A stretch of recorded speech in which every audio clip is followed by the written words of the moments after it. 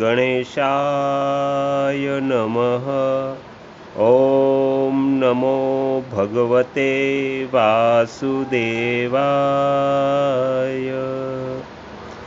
वैशाख मासना पवित्र महात्म्यનું શ્રવણ કરતા સર્વ ભક્તજનોના હૃદયમાં બિરાજમાન પરમાત્માને મારા પ્રણામ। વૈશાખ માસ મહાત્મ્યના અત્યાર સુધીમાં આપણે 11 ભાગ સાંભળ્યા। આજે આપણે 12મો ભાગ સાંભળીશું। તો ચાલો શ્રદ્ધા અને ભક્તિ સાથે વૈશાખ માસ મહાત્મ્યનું શ્રવણ કરીએ। આ પ્રમાણે તે દેવી દરરોજ દેવતાઓને પ્રાર્થના કરતી હતી। તે દરમિયાન કોઈ દેવલ નામના મહાત્મા ત્યાં આવ્યા। વૈશાખ માસમાં ગરમીથી ત્રાસીને સાયંકાળના સમયે તે બ્રાહ્મણના ઘરમાં તેમણે પ્રવેશ કર્યો। બ્રાહ્મણીએ એ મહાત્માના ચરણ ધોઈને જળને માથા પર ચડાવ્યું અને ગરમીથી વ્યાકુળ મહાત્માને શરબત આપ્યું। પ્રાતઃકાળે સૂર્યોદય થતાં મુનિ જેવા આવ્યા હતા તેવા ચાલ્યા ગયા। ત્યાર પછી થોડા સમયમાં તે બ્રાહ્મણને સ્નેહપાત થઈ ગયો। બ્રાહ્મણી સૂંઢ મરી અને પીપર લઈને જ્યારે તેના મોઢામાં મૂકવા જતી હતી ત્યારે તેણે પત્નીની આંગળીને દાંતથી એવી કરડી કે તે આંગળીનો કોમળ ભાગ તેના મોઢામાં જ રહી ગયો। આંગળી તોડીને તે બ્રાહ્મણ પેલી વેશ્યાનું જ ચિંતન કરતા મૃત્યુ પામ્યો। ત્યારે તેની પત્ની કામંતીમતીએ બંગડી વેચીને લાકડા ખરીદ્યા અને ચિતા બનાવીને પતિની સાથે ચિતા પર જઈને બેસી ગઈ। તેણે પતિના રોગયુક્ત શરીરનું ગાઢ આલિંગન કરીને તેની સાથે પોતાને પણ ચિતામાં બાળી દીધી। શરીર છોડીને તે એકદમ ભગવાન વિષ્ણુના ધામમાં આવી ગઈ। તેણે વૈશાખ માસમાં દેવલ મુનિને જે શરબત પાયું હતું અને તેમના ચરણોદકને માથા પર ચડાવ્યું હતું તેનાથી તેને યોગીઓને જેવી પરમપદની પ્રાપ્તિ થઈ। તમે અંતકાળે વેશ્યાનું ચિંતન કરીને શરીરનો ત્યાગ કર્યો હતો તેથી આ તુચ્છ વ્યાઘ્ના શરીરમાં આવ્યા છો અને હિંસામાં આસક્ત થઈને બધાને ઉદ્વેગમાં નાખ્યા કરો છો। તમે વૈશાખ માસમાં મુનિને શરબત આપવા માટે બ્રાહ્મણીને અનુમતિ આપી હતી। તે પુણ્યથી આજે વ્યાગ હોવા છતાં પણ તમને તમામ સુખોના એકમાત્ર સાધન એવા ધર્મ વિશેના પ્રશ્ન પૂછવા માટે ઉત્તમ બુદ્ધિ પ્રાપ્ત થઈ। તમે જે સર્વ પાપોને હરનારા મુનિના ચરણોદકને માથા પર ચડાવ્યું તેના ફળ રૂપે જ તમને મારો સંગ પ્રાપ્ત થયો છે। વ્યાઘ્ર પૂછે છે, હે બ્રહ્મન, તમે પહેલાં કહ્યું હતું કે ભગવાન વિષ્ણુનો પ્રેમ પ્રાપ્ત કરવા માટે કલ્યાણકારી ભાગવત ધર્મોનું અને તેમાં પણ વૈશાખ માસમાં કર્તવ્ય રૂપે બતાવેલા નિયમોનું વિશેષ રૂપે પાલન કરવું જોઈએ। તો તે ભગવાન વિષ્ણુ કેવા છે, તેમનું લક્ષણ શું છે, તેમની સત્તાનું શું પ્રમાણ છે તથા તે સર્વવ્યાપી ભગવાનને કોના દ્વારા જાણી શકાય? વૈષ્ણવ ધર્મ કેવો છે અને શું કરવાથી ભગવાન શ્રી હરિ પ્રસન્ન થાય છે? હે મહામતે, હું તમારો કિંકર છું, મને આ બધી વાતો જણાવો। વ્યાઘે આ પ્રમાણે પૂછવાથી શંખે રોગ શોક રહિત સંપૂર્ણ જગતના સ્વામી ભગવાન નારાયણને પ્રણામ કર્યા અને કહે છે, હે વ્યાઘ, ભગવાન વિષ્ણુનું સ્વરૂપ કેવું છે તે સાંભળો.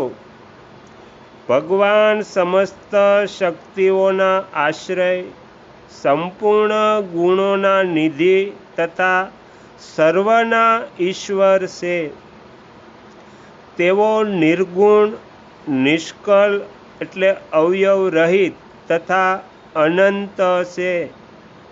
સત ચિત્ત આનંદ એ જ એમનું સ્વરૂપ છે. આ જે અખિલ ચરાચર જગત છે તે જેમના વશમાં છે, જેનાથી આ જગતની ઉત્પત્તિ, પાલન, સંહાર, પુનરાવૃત્તિ તથા નિયમન થાય છે. બંધન, મોક્ષ અને જીવન આ બધી પ્રવૃત્તિ જ્યાંથી થાય છે તે જ બ્રહ્મ નામે પ્રસિદ્ધ ભગવાન વિષ્ણુ છે. તેઓ જ વિદ્વાનોના સન્માન્ય સર્વવ્યાપી પરમેશ્વર છે. જ્ઞાની પુરુષોએ તેમને સાક્ષાત પરબ્રહ્મ કહ્યા છે. વેદ, શાસ્ત્ર, સ્મૃતિ, પુરાણ, ઇતિહાસ, પાંચરાત્ર અને મહાભારત બધું વિષ્ણુ રૂપ જ છે. વિષ્ણુનું જ પ્રતિપાદક છે. એમના દ્વારા જ મહાવિષ્ણુ જાણવા યોગ્ય છે. વેદ સનાતન દેવ ભગવાન નારાયણને કોઈ ઇન્દ્રિયોથી, પ્રત્યક્ષ પ્રમાણ દ્વારા, અનુમાનથી અને તર્કથી પણ જાણી શકતું નથી. તેમના જ દિવ્ય જન્મ, કર્મ તથા ગુણોને પોતાની બુદ્ધિ અનુસાર જાણીને તેમને આધીન રહેવાવાળા જીવો સદા મુક્ત થાય છે. આ સંપૂર્ણ જગત પ્રાણથી ઉત્પન્ન થયું છે. પ્રાણ સ્વરૂપ જ છે. પ્રાણરૂપી સૂત્રમાં પરોવાયેલું છે તથા પ્રાણ દ્વારા જ ચેષ્ટા કરે છે. સર્વનો આધારભૂત આ સૂત્રાત્મા પ્રાણ જ વિષ્ણુ છે એવું વિદ્વાનો કહે છે. વ્યાઘ પૂછે છે, હે બ્રહ્મન, જીવોમાં આ સૂત્રાત્મક પ્રાણ સૌથી શ્રેષ્ઠ કઈ રીતે છે? તો શંખ કહે છે, હે વ્યાઘ, પૂર્વકાળમાં સનાતન દેવ ભગવાન નારાયણે બ્રહ્મા વગેરે દેવતાઓની સૃષ્ટિ કરીને કહ્યું, હે દેવતાઓ, હું તમારા સમ્રાટના પદ પર બ્રહ્માજીની સ્થાપના કરું છું. એ જ તમારા બધાના સ્વામી છે. હવે તમારા લોકોમાં સૌથી વધારે શક્તિશાળી હોય તેને તમે પોતે જ યુવરાજના પદ પર પ્રતિષ્ઠિત કરો. ભગવાનના આ પ્રમાણે કહેવાથી ઇન્દ્ર વગેરે દેવતાઓ આપસમાં વિવાદ કરતા કહેવા લાગ્યા કે હું યુવરાજ થઈશ, હું યુવરાજ થઈશ. કોઈએ સૂર્યને શ્રેષ્ઠ કહ્યા અને કોઈએ ઇન્દ્રને. કોઈકની દ્રષ્ટિમાં કામદેવ જ સૌથી શ્રેષ્ઠ હતા. કેટલાક લોકો મૌન જ ઊભા રહ્યા.